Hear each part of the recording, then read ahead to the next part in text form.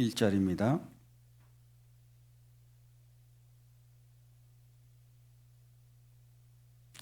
(1절로) (7절까지) 말씀, 구약 977쪽입니다. 찾으셨으면 제가 읽겠습니다. 전에 고통하는 자에게는 흑암이 없으리로다. 옛적에는 여호와께서 스불론 땅과 납달리 땅으로 멸시를 당케 하셨더니 후에는 해변길과 요단 저편 이방의 갈릴리를 영화롭게 하셨느니라. 흑암에 행하던 백성이 큰 빛을 보고 사망의 그늘진 땅에 거하던 자에게 빛이 비치도다. 주께서 이 날을 창성케 하시며 그 즐거움을 더하게 하셨으므로 추수하는 즐거움과 탈취물을 나누는 때의 즐거움같이 그들이 주의 앞에서 즐거워하오니 이는 그들의 무겁게 맨 멍에와 그 어깨의 채찍과 그 압제자의 막대기를 꺾으시되 미디안의 날과 같이 하셨음이니이다. 어지러이 싸우는 군인의 갑옷과 피 묻은 복장이 불에 섭같이 살라지리니 이는 한 아기가 우리에게 낳고 한 아들을 우리에게 주신 바 되었는데 그 어깨에는 정사를 메었고 그 이름은 기묘자라 모사라 전능하신 하나님이라 영존하신 아버지라 평강의 왕이라 할 것임이라.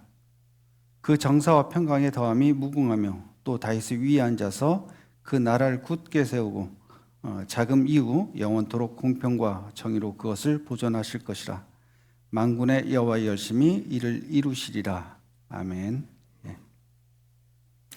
먼저 말씀을 드리기 전에 청주교회 소식을 먼저 올리도록 하겠습니다. 청주교회는 여러분들이 잘 아시는 것처럼 올 1월 달에 서병석 목사님께서 청주교회 담임 목사직을 사임하셔서 본의 아니게 제가 교회에서 봉사를 하고 있습니다. 전에는 제가 경기도 광주에서 직장 생활을 하고 있었는데요. 성도님들의 의견이 이제 저보고 교회를 맡아서 봉사를 해달라고 해서 2월 달에 직장을 그만두고 청주에 내려와서 지금은 교회에서 생활을 하고 있습니다. 이제 약 3개월이 되었는데요. 제 생각으로 한 3년이 된 것 같습니다. 교회 안에서 해야 할 일이 그렇게 많은 줄 몰랐습니다. 한 달이면 4-5번 이렇게 설교를 해야 되고요. 또 상담도 해야 되고, 또 성도님들 가정의 신방도 다녀야 되고, 애경사도 이렇게 쫓아다녀야 되고, 지난 달에는 또 전도 집회까지 하느라고 정신이 없이 보낸 것 같습니다. 그러는 가운데 그동안 경험해 보지 못한 그 주님의 손길과 인도하심을 느끼게 되었고요. 그리고 주님의 도우심이 아니면 할 수 없다는 것도 알게 되었습니다. 이따가 시간이 나면 주님의 인도하심에 대해서 간증드리도록 그렇게 하겠습니다. 오늘은 여기 이사야 9장 7절 말씀에 보시면 마지막에 만군의 여호와의 열심히 이를 이루시리라 하는 그 말씀이 있습니다. 그 말씀에 따라서 여호와의 열심이라는 제목으로 은혜를 나눠보고자 합니다. 우리 하나님은 참 신실하신 하나님이시죠. 하나님은 한번 마음을 먹으시면 변개치 아니하시고 그 일을 꼭 이루어내시는 그런 분이십니다. 그래서 민수기 23장에도 보면 그런 말씀이 있죠. 하나님은 인생이 아니시니 시건치 아니하시고 인자가 아니시니 후회가 없으시도다. 어찌 그 말씀하신 바를 행치 아니하시며 하신 말씀을 실행치 않으시랴. 그런 말씀이 있죠. 하나님께서 한번 정하시면 그 일을 끝까지 이루어내시는 그런 분이십니다. 그래서 하나님은 신실하시고 또 미쁘시고 또 영광과 존귀를 받으시기에 합당하신 그런 분이십니다. 제가 구원받고 얼마 되지 않았을 때 교회에서 항상 저에게 하는 말씀이 너 구원받았으니까 주님 안에서 교회 안에서 열심히 살아야 한다 하는 말을 참 많이 들었습니다. 마땅하고 당연한 그런 말씀입니다. 하지만 저에게는 아직 그런 믿음이 되지 못했기 때문에 항상 그것이 짐이 됐었습니다. 열심히 살아야 하는 건 아는데 그게 잘 안 되는 거죠. 제가 교회에서 속박당하는 것 같고 제가 하고 싶은 것을 제재당하고 신앙생활이 저에게는 항상 짐이 됐었습니다. 그러던 어느 날 이 성경 말씀을 읽으면서 여기에 나와 있는 그 여호와의 열심이라는 그 단어가 이렇게 머리에 꽂히게 됐습니다. 그래서 그 여호와의 열심이 무엇인가 이렇게 묵상을 해보고 또 신앙서적도 이렇게 찾아보고 그렇게 하는 가운데 하나님께서 우리 인생들에게 베푸신 그 은혜, 그 사랑, 또 그 수고, 그 인내, 또 하나님께서 얼마나 열심을 내서 구원의 사역을 이루셨는지, 또 지금도 구원받은 자녀들을 위해서 얼마나 수고하고 계시는지를 알게 되었습니다. 진정 하나님이 나를 위해서 베푸신 그 은혜와 사랑과 수고가 얼마나 큰 것인지 깨닫게 되니까 그 후부터는 자연스럽게 주님을 사랑하게 되고 주님 안에서 살게 되고 또 주님을 위해서 살 수 있게 된 것 같습니다. 여러분들도 이렇게 세상을 사시면서 많은 사람들에게 은혜를 받아보셨을 겁니다. 그죠? 저도 참 많은 사람들에게 이렇게 은혜를 받아봤는데요. 그 중에 제가 가장 큰 은혜를 받은 것은 저희 어머님에게 은혜를 참 많이 받았습니다. 저희 이제 가정이 옛날에 어렸을 때 굉장히 어렵게 살았거든요. 먹을 양식도 없어서 끼니도 굶고 그렇게 살았습니다. 저희 어머니가, 저희 아버지도 계시지만 저희 어머니가 실질적인 가장 역할을 하셨어요. 저희 어머니가 이제 보따리 장사도 하시고 뭐 도라지도 까서 이렇게 파시고 그러면서 자식들을 키우셨습니다. 자식들을 키우다가 너무나 이제 힘들고 어려우니까 하루는 이제 도망가려고 그렇게 이제 마음을 먹고 자식하고 이제 마지막 작별 인사를 하는데 그때 제가 2살 되었다고 그래요. 2살 되었을 때 저희 얼굴을 이렇게 보니까 새까만 눈동자가 이렇게 비춰지는데 그 아들을 버리고 차마 도망가지 못하겠더래요. 그래서 그 마음을 포기하고 이 자식 하나 키우려고 그렇게 이제 가진 고생을 다 하면서 그렇게 키우셨습니다. 저희 형제가 이제 2남 3녀인데요. 제 2남 3녀 중에 대학을 나오는 이 자녀가 형제가 저 혼자입니다. 이 저를 위해서 다른 형제들이 또 희생을 하면서 저를 이렇게 뒷바라지하고 그렇게 했습니다. 그래서 뭐 제가 뭐 잘 된 건 아니지만 그래도 저희 집안에서 제가 이렇게 이제 좀 어려움 없이 그렇게 이제 생활할 수 있게 그렇게 터전을 마련해 준 게 저희 어머님이었습니다. 그래서 저희 어머님에 대해선 항상 그 마음을 이렇게 품고 살아가는데 우리가 사람들에게 은혜를 받은 그것도 우리가 잊지 못하잖아요. 근데 하나님께서 나에게 베풀어 주신 그 은혜를 이렇게 생각하면 진짜 가슴이 먹먹하고 눈물이 날 때가 참 많이 있어요. 마태복음 7장에도 보면 그런 말씀이 있죠. 자식이 부모에게 떡을 달라고 하면 돌을 주고 또 생선을 달라고 하면 뱀을 줄 사람이 있겠느냐. 그런 말씀 하시면서 악한 자라도 자식에게 좋은 것으로 줄 알거든 하물며 하늘에 계신 아버지께서 너에게 좋은 것으로 주지 않겠느냐 하는 그 말씀이 있습니다. 그 말씀을 이렇게 되새겨 이렇게 곰곰이 곱씹어 보면 우리 하나님께서 우리에게 베풀으신 그 은혜 그것이 얼마나 큰가 그런 것들을 이렇게 깨달을 수가 있겠더라고요. 근데 그 일이 하나님께서 그렇게 쉽게 이뤄 놓으신 일은 아니었습니다. 여러분들 잘 아시지만 하나님께서 이 세상을 창조하실 때 며칠 동안에 창조하셨어요? 6일 만에 창조하셨죠. 근데 하나님께서 이 세상을 창조하실 때 뭘 가지고 창조하셨어요?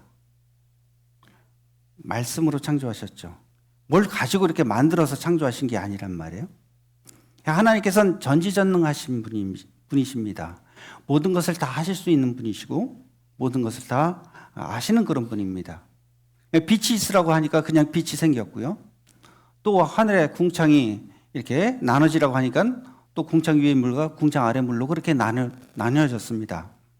또 땅이 드러나라니까 땅도 드러났고 그 땅 위에 각종 식물도 자라라고 하니까 또 그렇게 생겨났습니다. 그러니까 하나님께서는 그 말씀으로 모든 것을 다 만드실 수 있는데 가만히 생각해 보니까 하나님께서 우리를 위해서 베푸신 그 구원의 사역은 말씀만으로 이루어진 것이 아니라는 거예요. 하나님께서는 우리 인간들을 구원하시기 위해서, 즉 나를 구원하시기 위해서 하나님의 모든 것들을 다 올인해서 그렇게 해서 나를 구원하셨다는 것을 알게 됐습니다. 그것이 하나님의 열심이죠. 그러니까 우리 인간들이 우리가 살아가는 이 인생들이 하나님 앞에서 열심을 내야 된다, 열심히 살아야 된다, 그렇게 말을 하잖아요. 근데 그 이전에 하나님께서 나를 위해서 얼마나 수고하셨는지, 얼마나 열심히 내셨는지, 얼마나 나에게 그 은혜를 베푸시기 위해서 희생과 헌신을 다 하셨는지 그걸 안다면 우리가 사람들에게 열심히 살아야 된다, 교회에서 봉사해야 된다, 등등 그렇게 해야 한다 하지 않아도 자연스럽게 내가 그러면 어찌하오리까? 내가 무엇을 하오리까? 내가 주님을 위해서 어떻게 살아야 합니까? 하는 말이 저절로 나오게 된다는 거죠. 그래서 오늘 그 부분에 대해서 좀 살펴보고자 합니다. 한 4가지 측면으로 이렇게 보고자 하는데요. 첫 번째는 하나님께서 구원의 역사를 이루시기 위해서 얼마나 열심을 내셨는지 하는 것을 좀 생각해 보고요. 그 다음에 하나님께서 이스라엘 백성들을 택하셨잖아요. 근데 그 이스라엘 백성들을 위해서 얼마나 애쓰셨는지, 그리고 또 성경에 많은 사람들의 그 인물들이 나오는데 그 인물들 중에 야곱이라는 사람 있잖아요. 그 야곱이라는 사람을 진짜 하나님의 사람으로 만들기 위해서 하나님께서는 아브라함의 하나님이고 이삭의 하나님이고 야곱의 하나님이라고 하셨잖아요. 근데 저는 성경을 읽으면서 아브라함의 하나님, 그래 맞아. 아브라함의 하나님이라고 칭하기에 합당해. 아브라함은 그렇게 하나님께 순종을 했고 또 복종을 했고 그렇게 의롭게 살았으니까 맞아. 그 다음에 이삭의 하나님도 그래, 그렇게 칭호를 붙일 수가 있어. 이삭은 순종의 아이콘이니까요. 근데 야곱의 하나님 그러면 좀 퀘스천 마크가 붙어요. 하나님이 그렇게 야곱의 하나님이라고 자랑스럽게 말씀을 하실 수 있었을까? 만약에 저에게도 여러 자식이 있는데 저에게 효도를 하는 그 자식이 있고 불효를 하는 자식이 있다고 가정을 하면 그 효도하는 자식은 내 자식이 하라고 이렇게 떳떳하게 사람들에게 말을 할 수 있겠지만 불효를 하고 사람들에게 손가락질 받는 그 자식을 가지고 이 자식도 내 자식이고 난 그의 아버지라고 이렇게 떳떳하게 말할 수 있을까? 그런 생각을 해보면 좀 퀘스천 마크가 붙기도 해요. 근데 하나님께서는 그래도 당당하게 떳떳하게 야곱의 하나님이라고 그렇게 말씀하시고 계시거든요. 하나님께서 그 야곱을 사람 만들기 위해서 얼마나 애쓰셨는가 하는 것도 이렇게 한번 살펴보고자 합니다. 먼저 읽었던 본문 말씀 6절 7절 말씀, 이는 한 아기가 우리에게 낳고 한 아들을 우리에게 주신 바 되었는데, 그랬죠. 여기 이제 한 아기는 예수 그리스도를 의미하지 않습니까? 예수님께서 이 땅에 오셔서 행할 그 일은 마귀에게 사로잡힌 그 하나님의 백성들을 해방시키고 구원시키는 그 일이었습니다. 근데 그 일이 저절로 이루어진 것이 아니라는 것이죠. 하나님께서는 우리 인생들을 위해서, 우리 인생들이 그 지옥 가는 그 인생들인데, 죄 많은 인생이고 지옥 갈 수밖에 없는 그 인생인데, 하나님께서는 그러실 수 있잖아요. 내가 너의 죄를 다 용서해 줄게, 죄 없다고 해줄게, 그리고 내가 너를 천국 보내줄게, 그렇게 말씀으로 하실 수 있잖아요. 하나님이시니까. 하나님은 말씀으로 이 세상을 창조하신 그 분이니까 우리가 죄를 많이 졌어요. 지옥 가게 생겼어요. 그래도 하나님께서는 내가 너 용서해 줄게 할 수 있는 그 권한이 있으신 분이시잖아요. 근데 하나님께서는 그렇게 말씀으로 그렇게 용서해 주시 않았다는 거죠. 하나님은 우리 인생들을 구원시키시기 위해서 자기 모든 것들을 다 버리시고 그리고 그렇게 희생과 헌신을 통해서 우리를 구원시켜 주셨다는 거예요. 그 일이 하나님께서 아담을 창조하시고 난 이후부터 계속 그 일을 이루어 오셨습니다. 우리가 잘 아는 대로 아담과 하와가 그 선악과를 따먹으로만 말미암아서 하나님과 멀어지게 됐잖아요. 그때부터 하나님은 일을 하기 시작하셨죠. 그리고 다윗의 후손들을 통해서 예수 그리스도가 이 땅에 오실 것을 미리 준비하고 계셨습니다. 근데 그 일에 사단 마귀는 항상 그 일을 방해했어요. 회방했어요. 그러니까 예수 그리스도가 이 땅에 태어나지 못하도록 계속 하나님과 싸웠다 그 말입니다. 그럼에도 불구하고 그 하나님께서 예수 그리스도를 이 땅에 태어나게 하셨어요. 태어나게 하실 때에도 사단 마귀는 그 예수님을 죽이려고 했죠. 그래서 헤롯 왕을 통해서 2살 이하의 모든 아이들 다 죽였지 않습니까?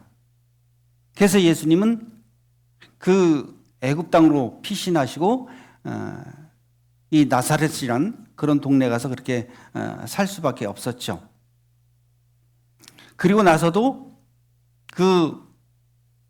이 사단 마귀는 끊임없이 방해 공작을 폈어요. 그래서 예수님을 십자가에 못 박혀 죽게 함으로 말미암아서 이 인류의 구원 사역을 방해하려고 했습니다. 근데 하나님께서는 그것을 이용해서 예수님을 우리 모든 죄를 다 담당하시고 십자가에 못 박혀서 돌아가시게 그렇게 하시고 다시 부활하셔서 우리의 인류 구원 사역을 완성하셨습니다. 하나님께서 구원 사역을 이루시기 위해서 하나님 독생자 예수 그리스도까지 희생하시면서 그 일을 이뤄내신 것이죠. 그 하나님의 열심이 그 일을 이루어내신 것입니다. 그래서 여기 9장 7절 말씀에 보시면 마지막에 그 정서와 평강의 다음이 무궁하며 그 다윗의 위에 앉아서 그 나라를 굳게 세우고 자금 이후 영원토록 공평과 정의로 그것을 보존하실 것이라. 만군의 여호와의 열심히 이를 이루시리라 그랬죠. 예. 그 일은 저절로 이루어진 것이 아닙니다. 여호와의 열심히 그것을 이루시겠다. 하나님께서는 성실하게 신실하게 그 일을 이루어내신 것입니다. 요즘 이렇게 상담을 하거나 또 이제 말씀을 전하면서 이렇게 느끼는 부분들이 그래요. 하나님께서 나를 구원시켜 주신 것, 우리 주 예수께서 나를 위해서 십자가에 피 흘려 돌아가신 것, 그것이 그렇게 대수롭게 여겨지지 않는 것 같아요. 그냥 요즘 젊은 사람들한테 이렇게 상담을 통해서 이렇게 말씀을 전하면 그냥 그런가 보다.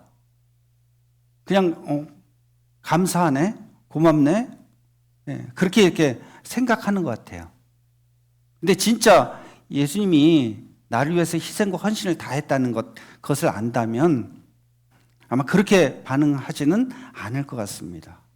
아, 주님이 나를 위해서 이렇게 희생과 헌신을 다 하셨구나. 또 우리 하나님께서 나를 위해서 몇천 년부터 창조 이래로부터 지금까지 일하셔서 나의 구원 사역을 위해서 그렇게 값진 희생을 치르셨구나 하는 걸 우리가 안다면 우리가 구원받고 살아가는 그 사람들이 조금은 달라지지 않을까 그렇게 생각을 해봅니다. 또 예수님도 마찬가지죠. 예수님도 십자가에 못 박혀 돌아가실 때 그 돌아가시기 전에 하나님께 기도를 하잖아요. 어떤 기도를 해요? 내 아버지 할 만하시거든 이 잔을 내게서 지나가게 하옵소서. 왜냐하면 예수 그리스도도 그 십자가에 못 박혀 돌아가신다는 그 고통이 얼마나 큰 것인지 아시기 때문에 하나님께 그런 기도를 드렸잖아요. 전 진짜 드릴 수 없는 그 기도를 예수님께서 드리셨단 말이에요. 가능하시면. 그리고 또 예수님께서 십자가에 못 박혀 돌아가실 때 뭐라 그랬어요? 엘리 엘리 라마 사막다니 그랬죠. 그게 나의 하나님 어찌하여 나를 버리셨나이까 그 뜻이잖아요. 예수님도 그렇게 고통 중에 울부짖으셨습니다. 근데 하나님은 거기에 대해서 한마디도 응답 안 하셨죠. 왜 응답 안 할 수밖에 없었냐면 그래야만 예수 그리스도께서 십자가에 못 박혀 돌아가셔야만 우리 모든 죄를 다 용서할 수 있기 때문에 그 하나님께서는 그 독생자 예수 그리스도가 십자가에 못 박혀 돌아가시는 그것을 보시면서도 그것을 참았단 말이에요. 그 사랑이 그냥 흘러 지나가는 그런 사랑이냐는 거예요.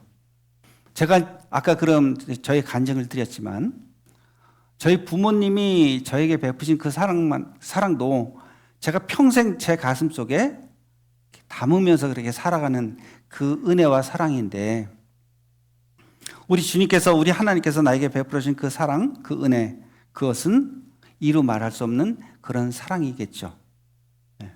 우리가 그 사랑을 받은 사람입니다. 그 사랑을 항상 우리가 마음속에 품고 또 이 세상 사람들에게 전하는 그런 사명을 지닌 사람들이겠죠. 그 하나님의 열심을 우리가 생각해 봤으면 좋겠고요. 그리고 두 번째는 그 이스라엘에 대한 하나님의 열심입니다. 하나님께서는 이 세상의 모든 민족 중에 한 민족을 택하셨죠. 그것이 이스라엘입니다. 하나님께서 이스라엘 백성들을 택하신 그 이유가 그들이 큰 민족이고 능력이 강해서 그들을 택하지 않았습니다. 가장 연약한 민족이고 또 하나님께서 그들을 통해서 하나님의 역사를 나타내시기 위해서 그들을 택하셨습니다. 그런데 이스라엘 사람들이 하나님께 순종했어요? 불순종했어요? 어마어마하게 불순종했죠. 좌로 가라면 우로 가고 앞으로 가라면 뒤로 가고 꼭 저와 같은 그런 모습이에요. 근데 하나님께서는 한 번 택하시면 어떻게 해요? 끝까지 이루시는 분이에요.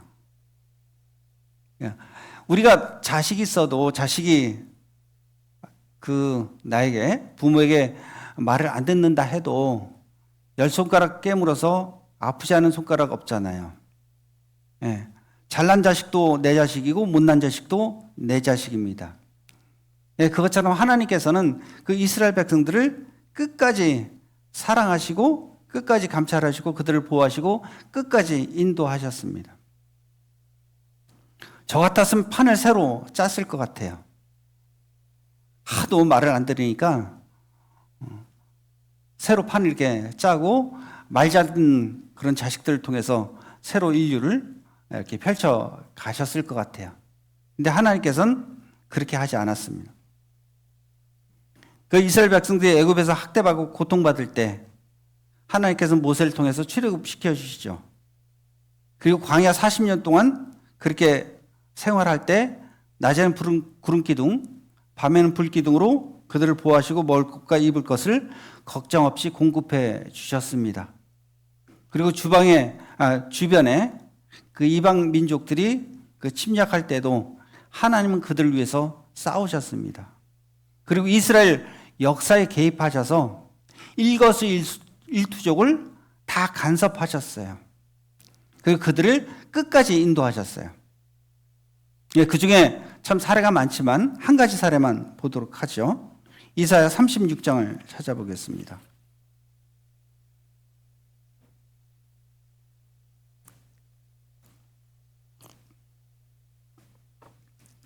(36장 1절) 히스기야 왕 14년에 아수르 왕 산헤립이 올라와서 유다 모든 견관성을 쳐서 취하니라 그랬죠. 유다의 히스기야 왕 때입니다. 그 유다의 히스기야 왕은 그 유다의 이제 13대 왕이고요. BC 716년부터 687년까지 29년간 통치한 왕입니다. 이때가 언제냐면 북이스라엘이 아수르에게 함락되고 나서 멸망당하고 나서의 일입니다. 북이스라엘 BC 722년에 멸망당하고 당했으니까 그 이후에 이 히스기야 왕 때 그 아수르 왕 사네립이 침공을 해 들어왔습니다. 남유다를. 아수르가 북이스라엘을 함락시키고 남유다로 침공해서 여러 도성들을 점령하고 절체절명의 위기에 빠져 있을 때입니다. 여러분들 이제 쭉 아시겠지만 그때 히스기야가 한 일이 뭐예요? 하나님께 나아가서 간절히 기도했습니다. 하나님 구원해 달라고. 내가 싸워서 이길 힘은 없으니까 하나님한테 간절히 기도를 했습니다. 그때 하나님께서 그 기도를 들어주셨죠. 그리고 그에게 응답해 주십니다. 37장 30절 말씀 보시면 왕이여 이것이 왕에게 징조가 되리니 금년엔 스스로 난 것을 먹을 것이요 제2년에는 또 거기서 난 것을 먹을 것이요 제3년에는 심고 거두며 포도나무를 심고 그 열매를 먹을 것이니이다. 유다 족속 중에 피하여 남는 자는 다시 아래로 뿌리를 받고 위로 열매를 맺히리니 이는 남는 자가 예루살렘에서 나오며 피하는 자가 시온에서 나올 것임이라. 만군의 여호와의 열심히 이를 이루시리이다. 자, 그 히스기야가 하나님께 응답을 받는데 하나님께서 말씀하시는 거예요. 걱정하지 마라. 내가 너를 보호해 줄게. 그리고 아수르의 침공을 막아 줄게. 그렇게 말씀하시는 거죠. 그러면서 그 32절 마지막에 그렇게 말씀 나오잖아요. 만군의 여호와의 열심히 이를 이루시리라.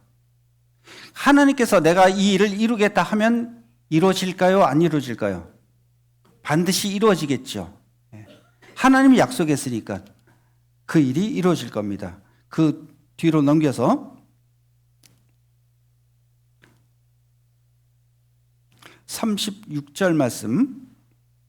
여호와의 사자가 나가서 아수르 진중에서 18만 5천인을 쳤으므로 아침에 일찍이 일어나 본즉 시체뿐이라.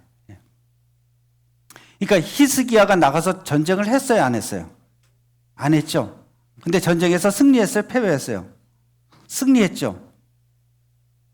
하나님의 사자가 나가서 그 아수르의 모든 군대를 다 무찔러 버렸습니다. 그래서 그 전쟁을 승리했죠. 손 하나 까딱하지 않고요. 그것이 기도의 힘입니다. 기도의 위력입니다. 그 하나님께서 그 일을 반드시 이루어내셨습니다. 그뿐만이 아니라 하나님께서는 이스라엘 백성들을 2000년 만에 다시 모으시겠다고 약속을 하셨잖아요. 에스겔 성경도 한번 보실게요. 에스겔 39장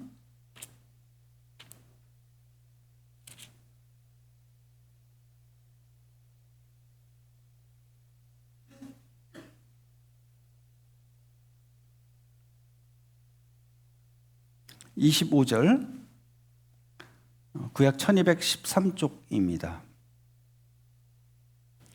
그러므로 나 주 여호와가 말하노라 내가 이제 내 거룩한 이름을 위하여 열심을 내어 야곱의 사로잡힌 자를 돌아오게 하며 이스라엘 온 족속에게 긍휼을 베풀지라.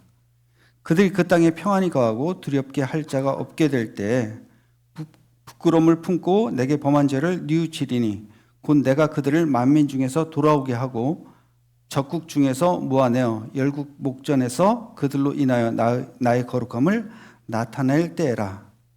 전에는 내가 그들로 사로잡혀 열국에 이르게 하였거니와 후에는 내가 그들을 모아 고토로 돌아오게 하고 그 한 사람도 이방에 남기지 아니하리니 그들이 나를 여호와 자기들의 하나님인 줄 알리라. 내가 다시는 내 얼굴을 그들에게 가리우지 아니하리니 이는 내가 내 신을 이스라엘 족속에게 쏟았음이니라. 나 주 여호와의 말이니라. 예. 하나님께서는 이스라엘 백성들을 다시 모으겠다. 옛날의 고토로 다시 돌아오게 하겠다. 우리가 잘 아는 것처럼 이스라엘 백성들이 나라 없는 서름을 2000년 넘게 겪었잖아요. 사람의 힘과 사람의 능력으로는 그 일을 다시 이루지 못합니다. 그죠? 2000년 동안 나왔던 그 민족들이 다시 나라를 건설하는 것은 사람의 힘과 능력으로는 되지 못하죠. 근데 하나님께서 그 약속을 하셨습니다. 내가 이루겠다. 내가 말했으니까 내가 이루겠다. 그것이 하나님의 열심입니다. 자, 근데 이것이 우리에게 주는 교훈이 있습니다. 무슨 교훈일까요? 하나님께서는 하나님이 택하신 이스라엘 백성들은 끝까지 지켜주신다는 거예요. 끝까지. 그것처럼 구원받은 우리들도 하나님께서 끝까지 책임져 주신다는 겁니다.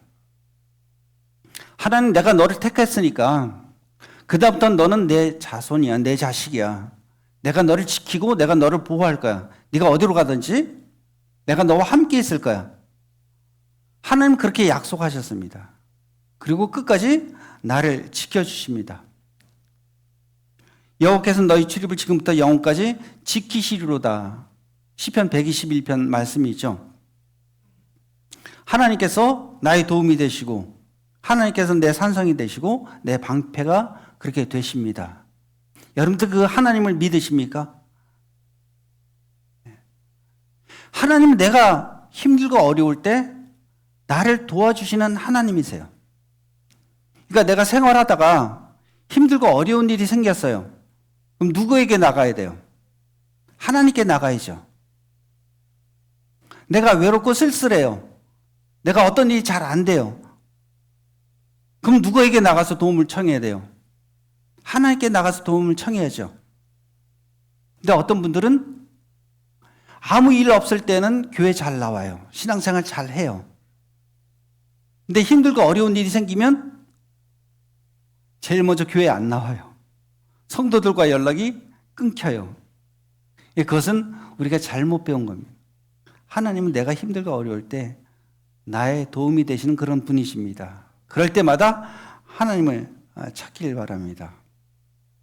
자, 그리고 하나님은 이스라엘 백성들에게도 그렇게 하셨지만 아까 말씀드린 대로 각자 개인에게도 하나님께서 하나님의 열심으로 우리를 책임져 주시고 끝까지 나를 인도하시고 보호하십니다.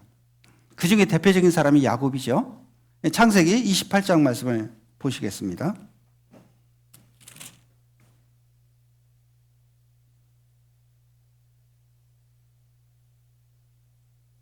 창세기 28장 10절.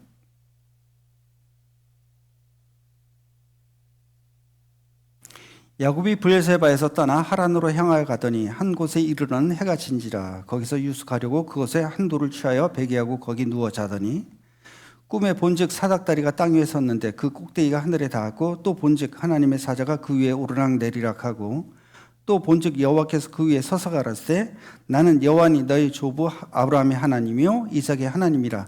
너 누운 땅을 내가 너와 내 자손에게 주리니 내 자손이 땅에 티끌같이 되어서 동서남북에 편만할지며 땅의 모든 족속이 너와 내 자손을 인하여 복을 얻으리라. 내가 너와 함께 있어 내가 어디로 가든지 너를 지키며 너를 이끌어 이 땅으로 돌아오게 할지라. 내가 내게 허락한 것을 다 이루기까지 너를 떠나지 아니하리라 하신지라. 하나님께서 야곱이 형의 낯을 피해서 자기 외삼촌 라반의 집으로 갈 때 하나님께서 베델에서 꿈속에 나타나서 야곱에게 약속을 하는 거잖아요. 내가 너와 함께 하겠다. 너를 지키고 다시 오기까지 너를 떠나지 않겠다. 그런 약속을 합니다. 야곱에게 있어서는 그 무엇보다도 가장 소중한 그런 약속이었을 겁니다. 야곱이 이제 호를 단신으로 자기 외삼촌 라반의 집으로 떠나가잖아요. 그럴 때 하나님께서 나타나셔서 내가 너와 함께 하겠다. 내가 너를 지켜주겠다. 그렇게 하신 그 약속의 말씀이 얼마나 위로가 되고 얼마나 그 힘이 됐겠어요. 그 야곱이 그 외삼촌 라반의 집에서 20년 동안 그렇게 종살이를 하지 않습니까? 그 종살이를 하는데 야곱이 그 20년 동안 그 라반의 집에서 그렇게 버틸 수 있었던 그 힘, 그 원동력이 무엇이냐? 그 원동력이 그것은 이 하나님의 약속의 말씀이었었어요. 하나님이 나와 함께 하시겠지. 하나님이 나를 지켜주신다고 했지. 그 약속의 말씀을 붙잡고 그렇게 했습니다.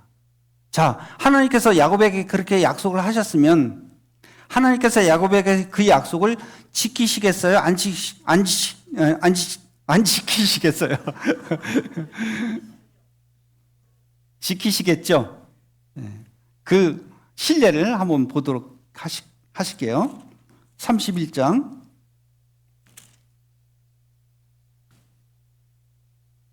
41절 말씀이요.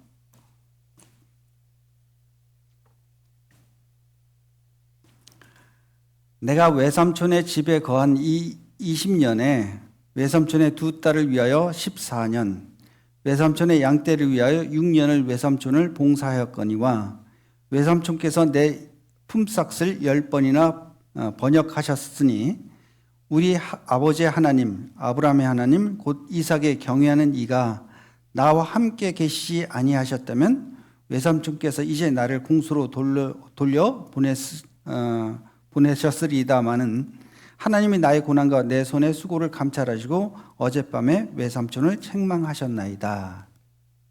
자, 이게 첫 번째 하나님께서 야곱에게 하신 약속의 실천입니다.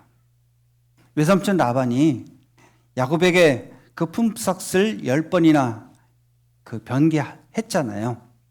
안 줬단 말이에요. 그런데 그러면 이 야곱이 거지가 됐었을 거 아니에요. 근데 하나님께서 그 일을 막아주셨단 말이에요. 대신 보상해 주셨단 말이에요. 그리고 이제 라반이 자기를 쫓아와서 죽이려고 할 때 하나님께서 미리 정지 작업을 하셨죠. 전날 밤에 나타나셔서 너 야곱 건들면 너 죽어. 하나님께서 그렇게 엄포를 놓으시니까 이 라반이 이 야곱을 만나서 꼼짝도 못했던 거예요. 그게 하나님께서 야곱에게 베푸신 은혜입니다. 그리고 32장 1절 말씀 보시면 야곱이 그 길을 진행하더니 하나님의 사자들이 그를 만난지라 야곱이 그들을 볼 때 이르기를 이는 하나님의 군대라 하고 그 땅 이름을 마하나임이라 하였더라. 야곱이 세일 땅 에돔 들에 있는 형 에서에게로 사자들을 자기보다 앞서 보내매 그들에게 부탁하여 가로되 너희는 이같이 내 주 에서에게 구하라. 주의 종 야곱이 말하기를 내가 라반에게 붙여서 지금까지 있었사오며 내게 소와 나귀와 양떼와 노비가 있었사오므로 사람을 보내어 내 주께 구하고 내 주께 은혜를 받기를 원하나이다 하라 하였더니 사자들이 야곱에게 돌아와 가로되 우리가 주인의 형 에서에게 이른즉 그가 400인을 거느리고 주인을 만나려고 오더이다. 네. 자, 이제 야곱이 그 자기 아버지 집으로 이렇게 돌아가잖아요. 그때 두 번째 위기가 쫓아왔습니다. 자기 형 에서가 400명의 군사를 거느리고 자기를 죽이려고 달려온 것입니다. 야살의 책에 보면은 그렇게 나와요. 이제 라반이 그 야곱을 어떻게 하지 못하니까 할 수 없으니까 그 라반이 이 에서에게 전가를 넣었던 것 같아요. 그래서 야곱이 돌아간다, 자기 집으로 다시 돌아간다 한 그 이제 소식을 전하니까 이제 자기 형 에서가 그래, 내가 참 20년 동안 칼 갈고 닦았던 그 일을 이제 내 원수를 갚아야 되겠다 하고 이렇게 왔던 것 같아요. 자, 그렇게 올 때 이 2절 말씀에 뭐라고 되어 있어요? 1절에 야곱이 그 길을 진행하더니 누가 그를 만났다고요? 하나님의 사자들이 그를 만난지라. 하나님의 사자가 야곱이 진행하는 그 길에 함께 동행했죠. 그죠? 그리고 2절에 야곱이 그들을 볼 때 이르기를 이는 하나님의 군대라. 그러니까 하나님의 군대가 나와 함께 했던 거예요. 자, 여호수아가 가나안 땅에 들어갈 때 누가 마중 나와요? 하나님의 사자가 마중 나오죠. 하나님의 사자가 마중 나와서 내가 너를 도우러 왔다. 그렇게 말을 하잖아요. 그것처럼 이 야곱이 자기의 아버지 집으로 돌아갈 때 자기 형 에서를 만날 때 하나님께서 그거를 미리 아시고 그와 함께 동행했어요. 그리고 그 에서에게도 똑같이 전날 밤에 하나님께서 나타나셔서 네 동생을 해하지 말라, 건드리지 말라, 그렇게 미리 정지 작업을 다 해 놓으셨잖아요. 그래서 야곱은 자기 형 에사에게도 하나의 그 어떤 그 손해를 보지 않고 그리고 그 길을 갈 수가 있었습니다. 그것이 두 번째, 하나님께서 야곱에게 베푸신 그 은혜입니다. 그리고 또 35장 말씀 보시면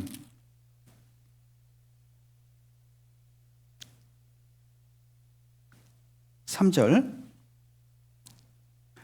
우리가 일어나 베델로 올라가자. 나의 환난 날에 내게 응답하시며 나의 가는 길에서 나와 함께 하신 하나님께 내가 거기서 단을 쌓으려 하노라 하매 그들이 자기 손에 있는 모든 이방 신상과 자기 귀에 있는 고리를 야곱에게 주는지라.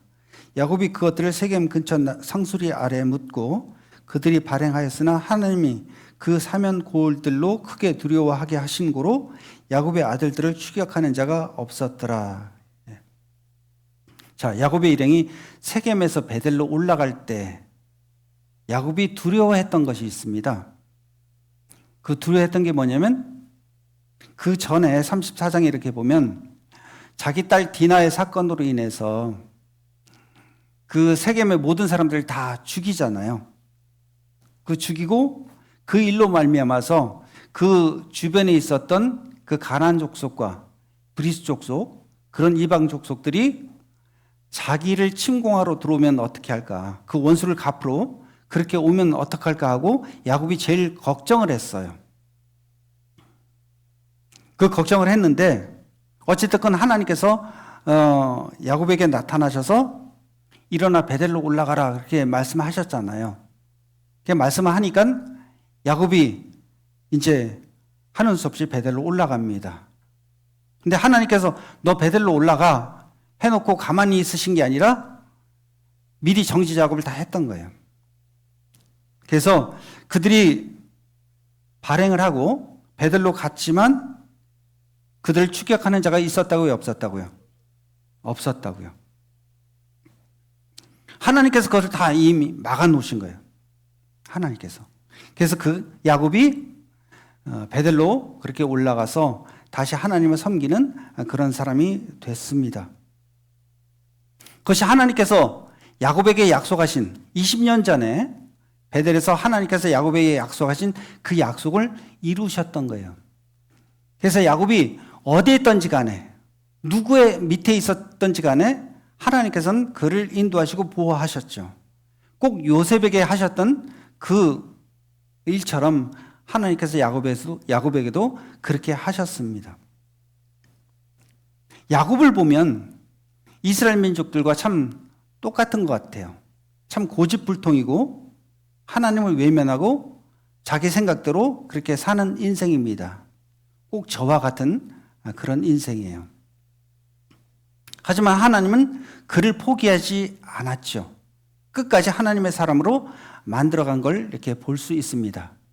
이것이 하나님의 축복이죠. 여러분은 야곱과 하나님 중에 누가 더 고집이 세다고 생각하세요?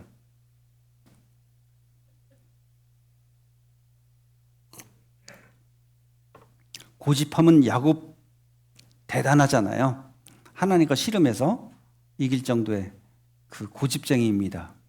하나님이 힘이 없어서 져준 게 아니죠. 흡사 부모가 자식 이기지 못하는 거랑 마찬가지입니다. 근데 하나님과 야곱이 누가 고집이 더 세냐면 하나님이 고집이 더 세요. 하나님은 한번 마음 먹으면 끝까지 이루시잖아요. 그 고집 센 야곱도 꺾어가지고 그를 이끌어내시지 않습니까?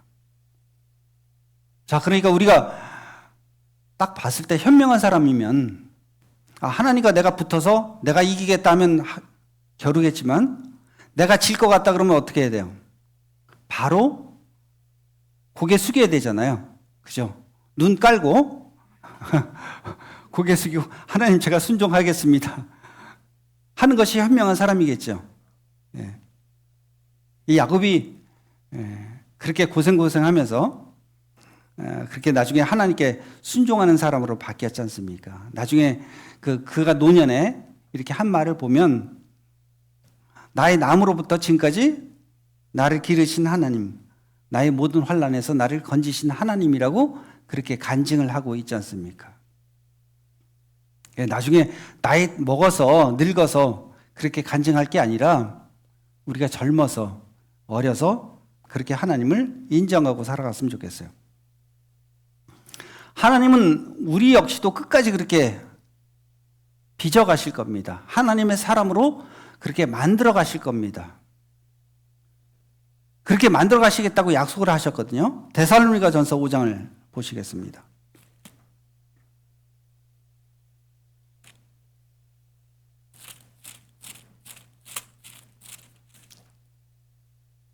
(5장) 23절 시작 332쪽입니다.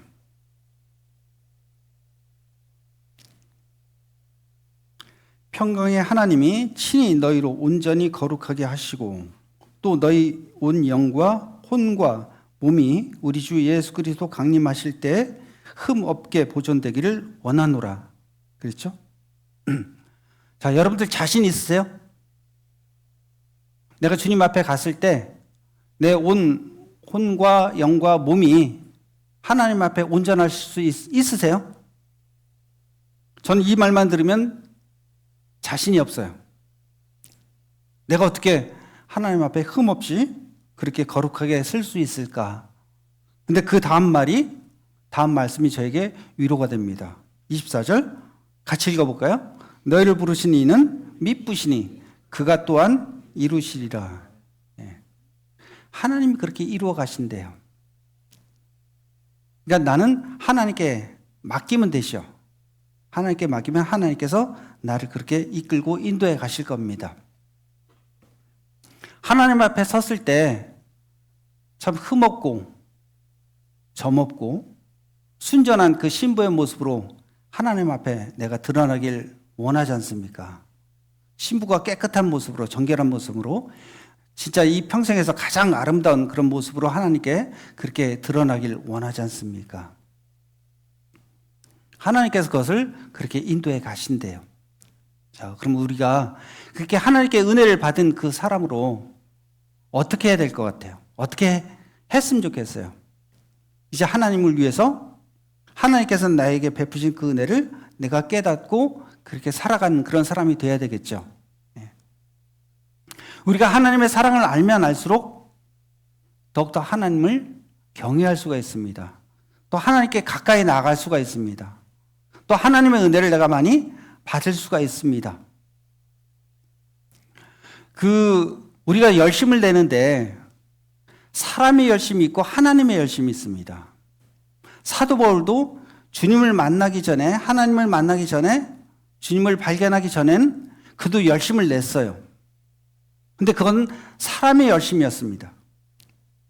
그 사도 바울이 인간적인 열심을 낼 때는 교회를 핍박했고 성도를 잡아 죽였고 복음을 방해하는 일에 앞장섰던 그런 사람입니다. 근데 고린도 후서를 한번 보시죠. 그가 어떻게 바뀌었는지. 고린도 후서 11장 말씀 보시면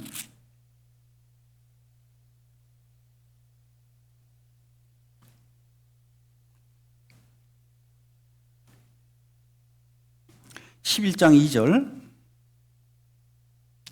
시작 296쪽이요. 내가 하나님의 열심으로 너희를 위하여 열심 내노니 내가 너희를 정결한 처녀로 한 남편인 그리스도께 드리려고 중매함이로다 그랬죠.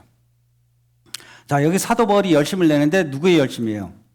하나님의 열심이에요. 사도 바울이 그 전에는 자기 의로, 자기 열심으로 이렇게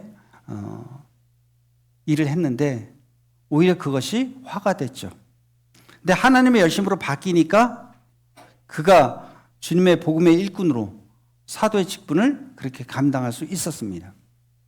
우리 여기에 계신 모든 형제자매님들도 하나님의 열심으로 그렇게 열심 내는 그런 친백성이 되길 원합니다. 제가 지난달에 있었던 그 이야기를 좀 간증을 드리고 마칠까 합니다. 제가 지난달에 그 청주교회 전도 집회를 통해서 우리 주님께서 일하셨다는 것을 깨닫게 되었습니다. 저희가 이제 4월 22일 날 전도 집회를 했는데요. 여수가 같은 그 전주이셨죠. 예. 그 전도 집회가 저의 첫 데뷔전이었습니다. 원래 이제 목사님을 모시려고 했는데 그때가 전도 집회 시즌이었잖아요. 그래서 모실 목사님이 안 계셨습니다. 그래서 제가 부득이하게 그렇게 하게 되었습니다. 그렇다고 제가 전에 어떤 상담을 이렇게 해보거나 해본 적도 별로 없었습니다. 또 처음 보는 사람 앞에서 하나님을 증거하는 일이 그렇게 힘든 줄 몰랐습니다. 미리 알았다면 못한다고 했을 걸 겁없는 그런 이제 무모한 도전을 하게 된 거죠. 그런데 우리 형제자매님들이 전도 집회를 한다고 하니까 모두가 하나가 돼서 열심히 기도하는 거예요. 그리고 어떤 자매님은 이제 손수 전도지를 만들어가지고 노방전도를 하고 다니고요. 또 전도 집회 기간 동안에 또 저녁 식사를 자매님들께서 준비를 하시고 수고를 하셨습니다. 집회가 다가왔을 때 어느 형제님이 그 자기 직장에서 그 2명을 데리고 온다는 그 소식을 들었어요. 연구원인데 하나는 박사과정이고 하나는 석사과정의 그 연구원을 데리고 온다고 하더라고요. 저희 자매 그 외숙모를 이렇게 모시고 온다고 그렇게 했었습니다. 전 처음에 그냥 전도 집회 할 때 우리 형제자매님들 대상으로 해서 연습 삼아서 그렇게 하겠구나 하고 그렇게 생각을 했어요. 저를 어떻게 알고 사람들을 이렇게 모시고 오겠습니까? 나중에 잘못되면 굉장히 좀 이렇게 봉변을 당할 그런 일일 거예요.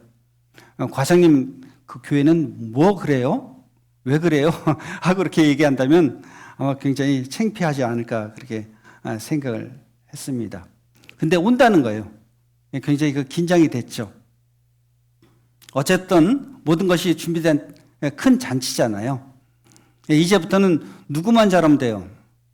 저만 잘하면 되는 거예요. 그런 마음으로 이제 집회가 시작됐습니다. 제가 이제 그 집회 시작하기 전에 앞에 서서 한 2번인가 3번 이제 개인 연습도 했었어요. 이제 첫날 딱 말씀을 마치고 내려오는데 나중에 들리는 반응이 나쁘지 않더라고요.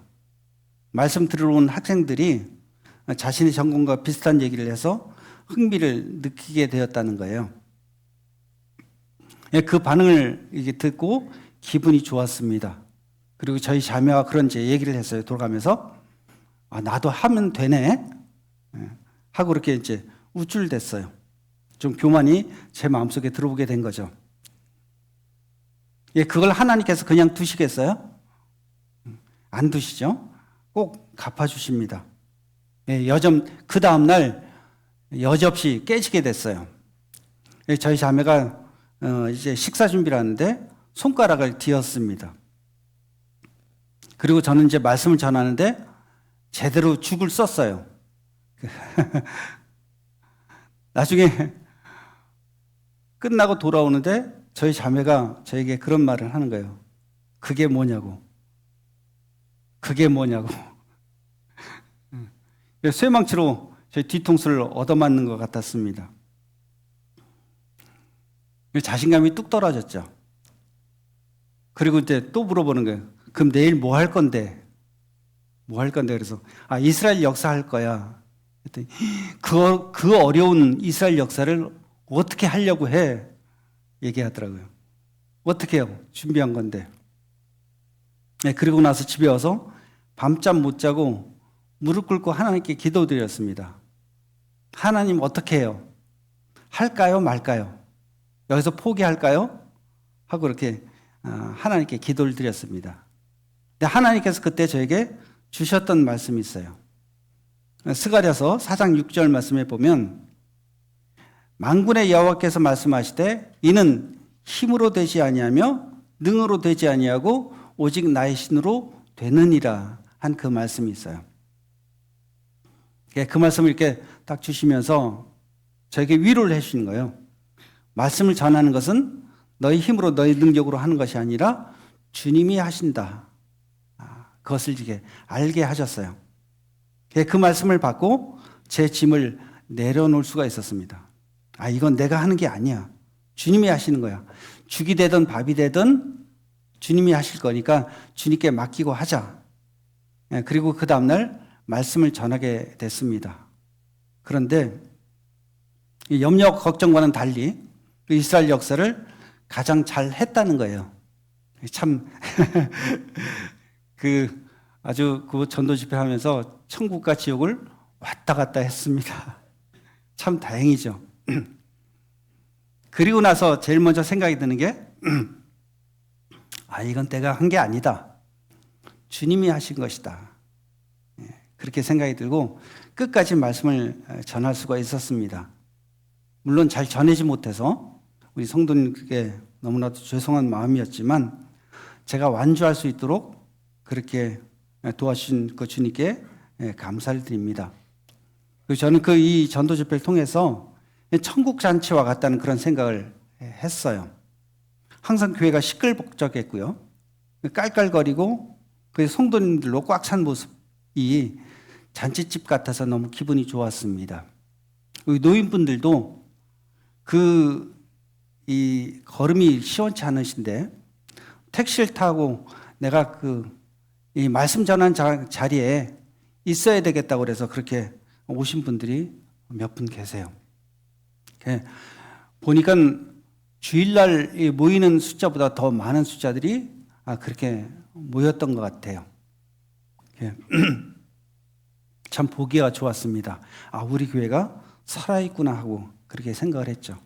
그리고 이제 마지막 날 그 복음 말씀을 전하는데 그 사단이 방해하는 걸 참 많이 느꼈어요. 제가 이렇게 이제 앞에 원고를 놓고 말씀을 전하는데도 글씨가 보이지 않더라고요. 그리고 자꾸 말이 꼬이고 또 말씀을 듣는 아가씨는 전화 받느라고 중간에 나가고 그래서 참 그 말씀을 전하면서도 하나님께 많이 기도를 드렸습니다. 하나님 주님 도와주세요. 도와주세요. 하면서 이렇게 말씀 전했고 제가 생각해도 이렇게 복음 전하면 구원받을 사람이 있을까 그렇게 생각을 하면서 말씀을 전했는데 나중에 말씀 끝나고 나서 물어봤어요. 천국 갈 수 있냐? 그렇게 물어보니까 둘 다 천국 갈 수 있다고 그렇게 대답을 하더라고요. 저희 외숙모도 저희 자매 외숙모도 전에 구원을 받았었는데 몇십 년 전에 다시 말씀을 듣고 그 구원의 확신을 확인할 수 있었다. 그렇게 말씀을 하시는 거예요. 그 말씀을 이렇게 들으면서 참 감사했습니다. 다시 한번 주님께 또 감사와 영광을 돌리는 그런 시간이었고요. 왜 성경에 보면 그 중풍병자를 메고 온 사람들의 그 믿음을 보고 예수님께서 구원시켜 주시는 그런 내용이 나오잖아요. 이건 주님이 하신 거다. 그런 생각이 들었습니다. 그러면서 이제 요한계시록에 보면 찾아볼까요? 좀 시간이 지났는데 요한계시록 4장에 보면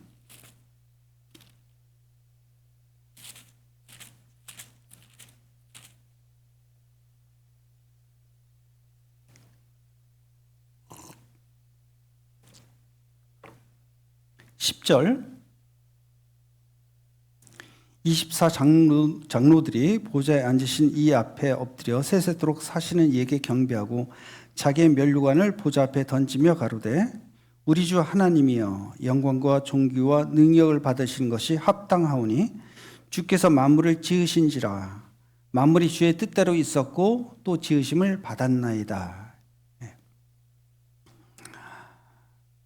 자, 이 24장로들이 하나님 앞에 면류관을 던지잖아요.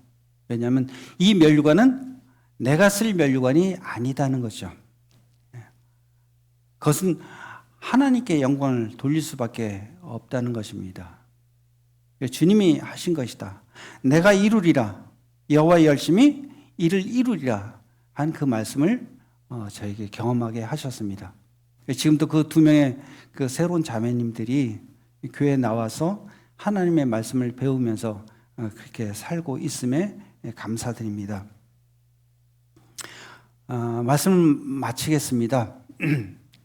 하나님께서 나를 위해서 모든 것을 다 희생하셨습니다. 그리고 그 일을 이루시기 위해서 하나님께서 그 모든 수고와 그 모든 대가를 다 지불하셨습니다.